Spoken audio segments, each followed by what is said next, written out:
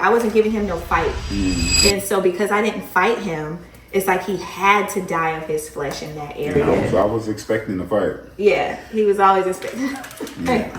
Sing is the moments in between. Sometimes you gotta say like. So, babe, a lot of people have been in my DMs, I don't know about yours, but in mine, asking me about emotional intelligence. What's your take on emotional intelligence? Just kind of keeping your composure.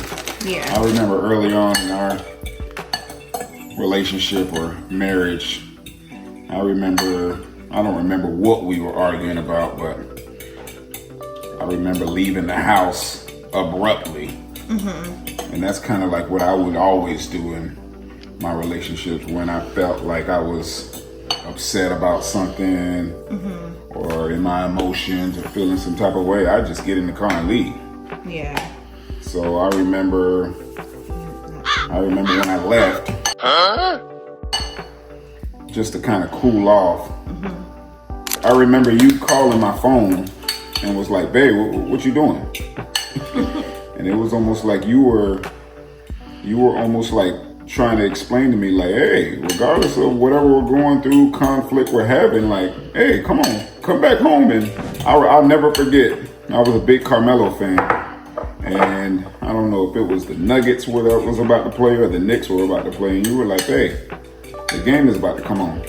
Yeah. And it kind of shocked me that you kind of like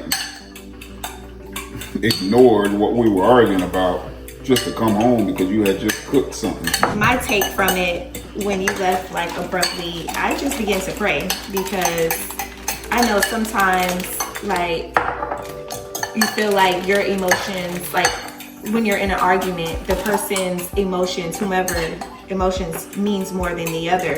And I felt like because you left, like, man, something must be really wrong. Like, let me just pray for him and pray that the Lord can like arrest that emotion. Imagine if you left out of the house abruptly and something happened to you. Yeah. You know what I'm saying? And then we were in an argument. You know how crazy I would feel knowing that potentially whatever we just was talking about could have caused that issue.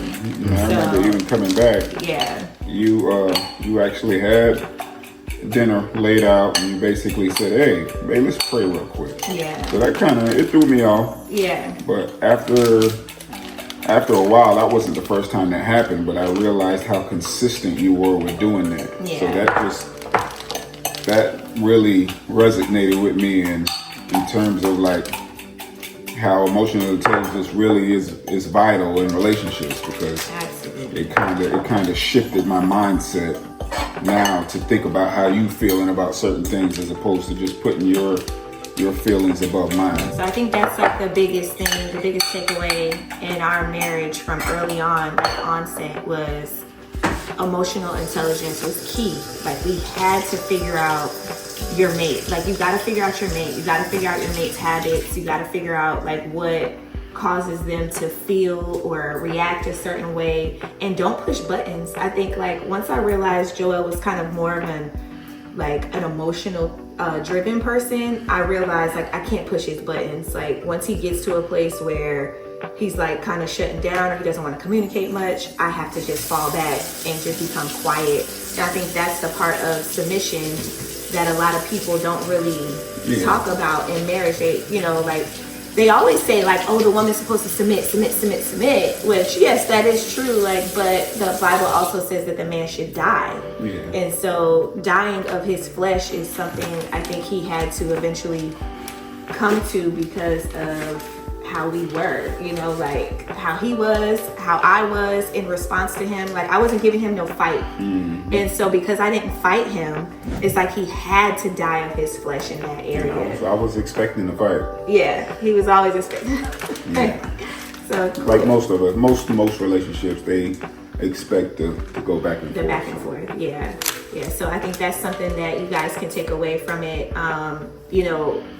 Educate yourself on emotional intelligence, but most importantly, if you're in a marriage or in a long-term relationship and you guys hope to be married, I think you got to take that time out to really invest in learning your mate and learning their triggers, and then figuring out how you can offset those things so that it doesn't, you know, cycle into like toxic behavior. Sing is the moments in between. Sometimes you gotta say like